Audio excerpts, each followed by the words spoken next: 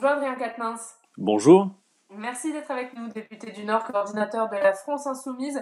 Le projet de loi de finances rectificative sera présenté ce matin au Conseil des ministres, un plan de 110 milliards. Est-ce que vous dites que le gouvernement met les moyens qu'il faut ? Il faut le regarder dans le détail, ce plan de finances rectificative. Vous savez, la fois dernière, déjà, sur les 45 milliards qui étaient mis sur la table, vous en aviez une bonne partie qui était en réalité plutôt des reports de charges, qui peuvent laisser penser que quand l'activité économique va reprendre, et tout le monde comprend qu'elle sera fragile, finalement, beaucoup de PME, d'artisans vont tout de même devoir payer ces charges. Il n'y a pas beaucoup d'argent frais mis sur la table. Il y a des points de vigilance aussi pour nous qui sont essentiels sur la question du financement de l'hôpital public et du matériel. Vous voyez, clairement, 2 milliards pour l'ensemble du matériel de santé de l'hôpital, comme ce fut le cas il y a 2 semaines dans le précédent projet de loi de finances rectificative, c'était clairement insuffisant. Si vous regardez d'ailleurs la situation, tout le monde convient que l'hôpital public n'a pas attendu le coronavirus et cette crise pour alerter sur le fait que la situation était particulièrement difficile. Enfin, ça fait 1 an quand même que le personnel soignant et non soignant de l'hôpital se mobilise. Et nous avons dit qu'il faut mettre beaucoup d'argent sur la table, quelques 10 milliards d'euros pour pouvoir financer tout ce qu'il convient de financer à l'hôpital public. Vous savez, juste d'un mot, mais nous ne combattons pas seulement un virus. Ce serait une erreur de diagnostic que de le considérer. Nous combattons les effets d'un virus sur un modèle qui a tout fragilisé et nous a mis en situation de vulnérabilité, notamment à l'hôpital. Nous avons perdu 69 000 lits d'hôpitaux depuis 15 ans. Rien qu'en 2018, sous Emmanuel Macron, 4 172 lits ont été fermés. Donc c'en est terminé maintenant. Il faut effectivement remettre l'État sur pied et nos services publics, dont on voit bien dans la période qu'ils sont en première ligne. Donc les amendements de la France Insoumise sur ce projet de loi iront dans ce sens ? Oui, la dernière fois d'ailleurs, c'est ce que nous avions fait, c'est-à-dire que sur les 2 textes qui ont été discutés au début de la crise, sur le projet de loi de finances rectificative, nous l'avons voté en présentant des amendements parce que foncièrement, rien n'allait dans le mauvais sens, mais il y avait beaucoup d'insuffisances. En revanche, nous avions voté contre l'instauration de l'état d'urgence sanitaire parce que là, il y avait des choses clairement qui allaient à l'encontre notamment des travailleurs de ce pays. Dans les premières ordonnances liées à l'état d'urgence sanitaire, le gouvernement a par exemple fait le choix de permettre à l'employeur de prendre la main sur des congés payés, de permettre de prendre la main sur des jours de repos. Il a augmenté considérablement le temps de travail dans certains secteurs d'activité qualifiés d'indispensables, alors que par exemple, il nous a toujours refusé d'établir la liste des secteurs indispensables pour permettre à tous les autres de respecter le confinement. Parce que vous savez, on parle beaucoup de relâchement dans le confinement, on parle beaucoup du jogging et toutes sortes de choses intéressantes, mais pour moi, le relâchement que j'observe, qui est le plus dangereux, le plus à même de fragiliser le confinement, c'est celui de beaucoup de secteurs d'activité qu'on peut juger non indispensables dans une période comme celle-là et qui reprennent l'activité sans offrir toujours les moyens de protection à leurs salariés. Voilà des sujets qui vraiment nous intéressent, raison pour laquelle notamment nous n'avions pas voté l'instauration de l'état d'urgence sanitaire, d'autant qu'à chaque fois que nous avions fait des propositions d'amendements qui visaient à mettre à contribution celles et ceux qui ont le plus, fût-il même de manière temporaire. Par exemple, le rétablissement de l'impôt de solidarité sur la fortune, qui permettrait de récupérer 3,2 milliards qu'on pourrait injecter directement dans la planification sanitaire, cela nous a été refusé. Vous allez le redemander, ce rétablissement de l'ISF ? Bien sûr, nous allons le redemander. Et d'ailleurs, nous avons lancé depuis déjà 1 semaine une pétition pour cela qui marche très bien en ligne, parce que même temporairement, c'est récupérer une manne financière qui permettrait d'investir directement dans la planification sanitaire. Enfin, les Français ne comprennent pas que dans la 6e puissance économique du monde, qui va bientôt être équipée de la 5G, pour ne citer que cet exemple, les soignants de l'hôpital n'aient toujours pas accès au matériel rudimentaire pour faire face à une épidémie. Vous voyez, on marche sur la tête. Donc oui, il faut pouvoir investir, et investir beaucoup dans l'hôpital public qui a été fragilisé. Le dernier plan santé de Madame Buzyn, souvenez-vous-en, c'était 1,5 milliard à ventiler sur tout l'hôpital public partout en France sur 3 ans. Juste pour qu'on puisse se situer à titre de comparaison, 1,5 milliard ici à côté de chez moi, c'est le budget annuel du seul CHU de Lille, voyez-vous. Donc qu'on puisse un peu repérer ce que valent ces milliards, parce que souvent quand on parle en milliards, pour beaucoup de citoyens, c'est tout de suite des sommes importantes, mais compte tenu de ce que suppose l'entretien de l'hôpital public, très franchement, c'est très peu. Est-ce que vous souhaitez une revalorisation du salaire des soignants dans l'immédiat, dans ce texte ? Ça me paraît absolument nécessaire. Il faut d'abord effectivement soulager, encourager et reconnaître le travail de celles et ceux qui sont en première ligne, c'est évident. Vous savez, cette crise sanitaire, il faut non seulement avoir en tête ceux qui sont en première ligne, mais aussi tous les autres. Moi, par exemple, je suis très soucieux du fait que les Français, qui font déjà cet effort qu'on leur demande de se confiner, ne subissent pas en plus les effets économiques de la crise. Raison pour laquelle, dans les propositions, vous savez, le plan des 11 mesures d'urgence qu'a présenté la France insoumise dès le début du débat parlementaire, nous avons fait des propositions qui, pour l'essentiel, visaient à dire il ne doit pas y avoir de perte de revenus pour les Français. Par exemple, sur le chômage partiel, nous souhaitons qu'on puisse passer des 84% au 100%.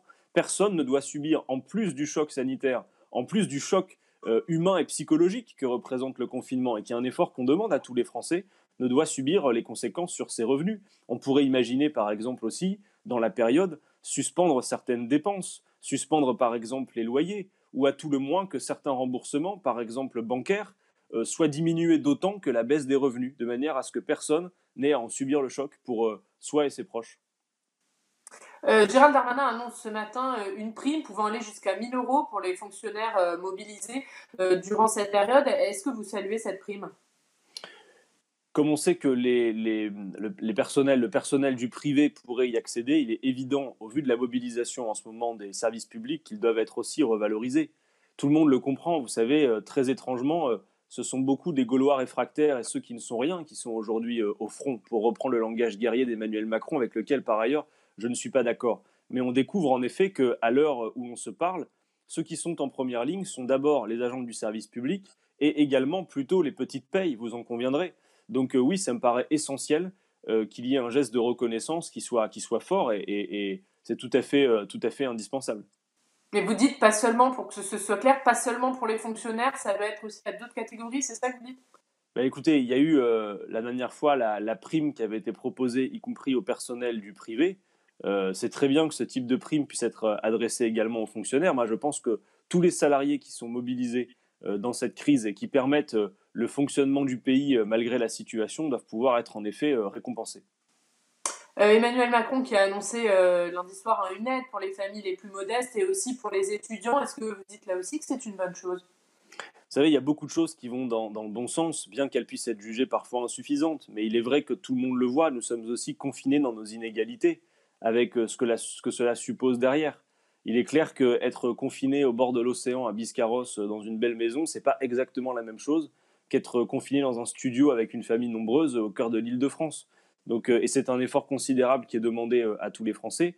Et je veux rappeler que cet effort, on le demande d'abord parce que notre système de santé n'était pas prêt à subir un tel choc. Voilà, il faudra s'en rappeler par ailleurs. Mais oui, tout ce qui peut être fait pour soulager cet effort doit être salué. Est-ce que dans le discours d'Emmanuel Macron, vous avez entendu une tonalité plus sociale, un tournant qui pourrait vous convenir?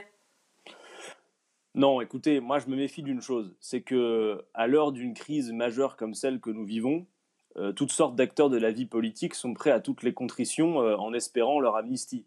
Rappelez-vous qu'il y a 12 ans de cela, nous vivons une crise d'une autre nature, elle était financière, vous vous en rappelez, mais vous devez vous souvenir aussi comme moi, et je l'ai revu il y a quelques jours par curiosité, que nous avions alors eu le droit à un discours du président de la République de l'époque, Nicolas Sarkozy, qui nous promettait lui aussi la fin du capitalisme mondialisé, financiarisé. 12 ans plus tard, quelles leçons auront été retenues de cette situation? Absolument aucune. La preuve, la crise que nous vivons est d'une autre nature, certes, mais elle révèle l'échec de ceux qui ont préféré le libre marché à l'État, la concurrence libre et non faussée à des cadres de coopération et la relocalisation de beaucoup de productions qui a été finalement mise de côté pour préférer sans cesse le grand déménagement du monde. Alors, il ne m'a pas échappé qu'à la fin de son discours, Emmanuel Macron a fait, vous savez, ce qu'il sait très bien faire d'ailleurs, en fonction des consultations politiques qu'il a pu obtenir, il saupoudre un peu pour que chacun de ses opposants entende et fasse résonner dans son oreille quelques mots qui viendraient leur parler. Il est clair qu'entendre Emmanuel Macron citer les jours heureux et parler de planification, c'est pas commun et ça n'est pas pour me déplaire, voyez-vous. Mais je pense que beaucoup des observateurs de la vie politique attendaient non pas seulement des mots, mais des actes que nous n'avons pas eus lors de ce discours. Par exemple, je ne crois pas me tromper si je peux dire que peut-être vous-même, vous vous attendiez à ce que le président de la République fasse quelques gestes en ce sens, puisqu'il parle de se réinventer en annonçant la suppression de certaines réformes, par exemple la réforme des retraites, dont chacun voit bien qu'elle ne peut pas revenir à l'ordre du jour. Par exemple aussi la réforme de l'assurance chômage. On aurait pu imaginer aussi qu'il annonce un certain nombre de nationalisations, de réquisitions, bref. Se réinventer, vous savez, c'est pas pour le monde d'après. Le monde d'après doit commencer dès maintenant et dès les choix que nous faisons.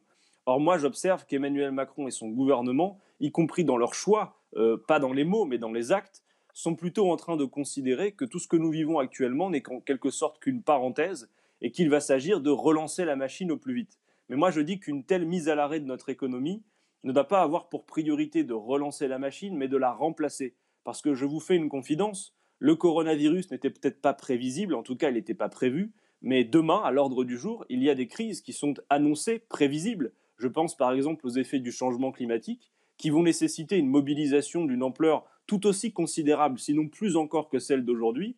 Et la crise d'aujourd'hui révèle que nous ne sommes pas prêts. Donc moi, je mets en garde, il ne peut pas être question qu'après la crise soit comme avant la crise. Il faut changer le modèle et bâtir ce monde d'après dès maintenant, basé sur l'entraide et la solidarité. Et force est de constater que ce n'est pas franchement la politique qu'a déroulée Emmanuel Macron ces 3 dernières années. Alors justement, Adrien Quatennens, pour relancer la machine, il va falloir mettre en place une stratégie de déconfinement. Édouard Philippe promet un plan de déconfinement qui sera annoncé bien avant le 11 mai, dit-il. Qu'est-ce que vous attendez, vous, de ce plan? Qu'il faille des perspectives pour le déconfinement, ça va sans dire. Maintenant, je vais vous dire aussi que le discours d'Emmanuel Macron, à cet égard, était assez déconcertant parce que Emmanuel Macron annonce la date du 11 mai. Le 11 mai, du point de vue calendaire, c'est quasiment demain, sans annoncer clairement de stratégie de planification. Nous ne savons pas effectivement quels sont les moyens mis en place en termes de réquisition, par exemple, du secteur textile pour les masques, pour pouvoir y parvenir. Vous savez, le déconfinement, pour l'organiser, pour le planifier, ça repose notamment sur 3 critères. Le premier critère, c'est quel est le pourcentage, le taux de la population qui a été immunisée, c'est-à-dire qui a été en contact avec le virus. Il semblerait que les premiers tests sérologiques montrent que c'est très peu de monde, d'une part. Et deuxièmement, l'OMS alerte sur le fait que le fait d'avoir été en contact avec le virus ne veut pas dire que de manière automatique, vous développez des anticorps pour combattre une seconde infection. Première chose. Deuxième chose, c'est la capacité de test. Et quand Emmanuel Macron nous dit l'autre soir, nous allons pouvoir tester toutes les personnes qui ont des symptômes, comme moi sans doute vous vous interrogez sur le fait que depuis le début de l'épidémie, on nous raconte que même quand on est asymptomatique, on peut être très contagieux. Et ensuite, dernier critère, et sans doute celui qu'on espère tous le plus, c'est la possibilité d'avoir un traitement, éventuellement un vaccin, mais on comprend bien que ça n'est pas pour demain. Donc aujourd'hui, sur ces 3 critères qui viennent à la base d'une stratégie de déconfinement, on voit que c'est assez faible en réalité. Donc moi, je crois que Emmanuel Macron va peut-être un peu vite en besogne dans l'annonce du 11 mai.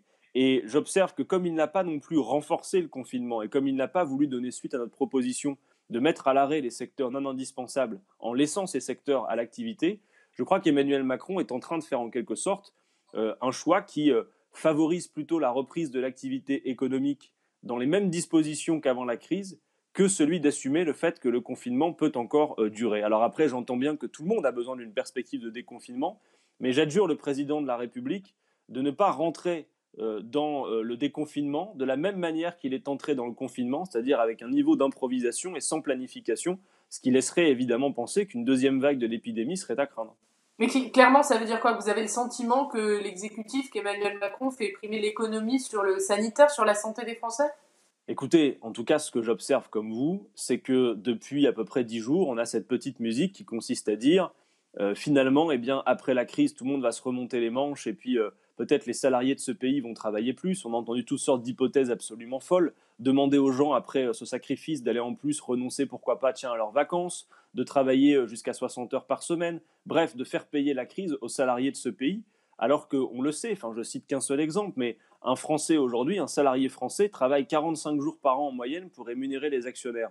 Donc moi, ce que je crois, c'est que ce gouvernement est fait d'un certain bois politique, économique, et qu'il commence à avoir le vertige après un mois de confinement, à ne pas pouvoir ressusciter son monde d'avant après la crise. Et je crois que c'est ça qui, aujourd'hui, devient la priorité pour eux. Alors que, de mon point de vue, dans un drame, une tragédie même, comme celle que nous vivons, cette mise à l'arrêt de l'économie devrait être comme une injonction à nous dire si vous relancez la machine économique, ne la relancez pas avec les mêmes paramètres que ceux qui ont précédé et qui vous ont mené à cette catastrophe.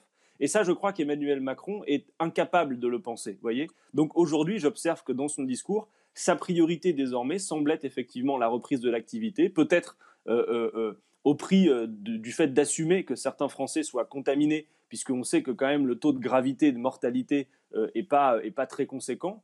Et moi, cela m'inquiète en effet. Je souhaite que la priorité ce soit la santé et que à cette heure, parce que nous n'avons pas d'autre choix, et parce que le taux d'immunisation est très faible dans le pays, parce que la capacité à tester massivement la population n'est pas encore garantie, et parce qu'à cette heure, nous n'avons toujours pas de traitement, je crois que la perspective de dire aux Français, pour le moment, respecter le confinement, me paraît plus raisonnable. Sinon quoi, vous voyez, il ne peut pas être question après de relancer la machine en disant, eh bien, pour plusieurs générations, la seule perspective va être de rembourser des dettes. On a tant de choses à faire. Juste par exemple, le prochain défi, le défi climatique, il va nécessiter qu'on mette beaucoup d'argent sur la table, qu'on engage de grandes bifurcations techniques, scientifiques. Je n'ai pas l'impression que ce soit le logiciel qui domine en ce moment à la tête du gouvernement.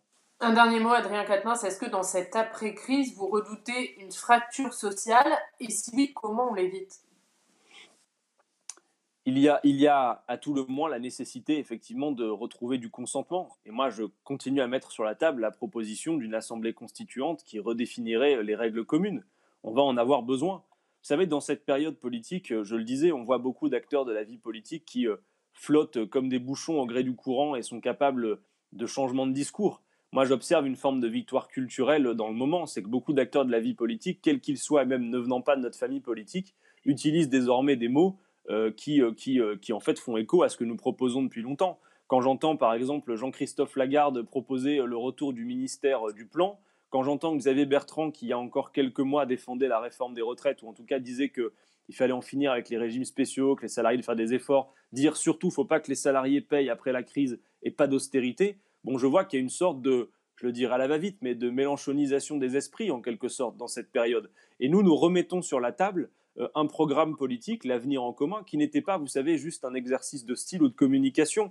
C'est en quelque sorte un gage de stabilité et de continuité. Là où toutes sortes d'acteurs de la vie politique vont vous dire qu'il faut tout revoir depuis zéro, qu'on part d'une page blanche ou s'amnistier de tout ce qu'ils ont fait jusqu'à présent, nous pouvons en quelque sorte avancer avec stabilité et continuité parce que ce qui valait hier dans nos propositions est toujours d'actualité aujourd'hui. Et juste sans parler des acteurs politiques, est-ce que vous redoutez une opposition au sein de la société entre les cadres qui ont pu faire du télétravail pendant cette période de confinement et les ouvriers, ces travailleurs qui ont été obligés d'être en première ligne?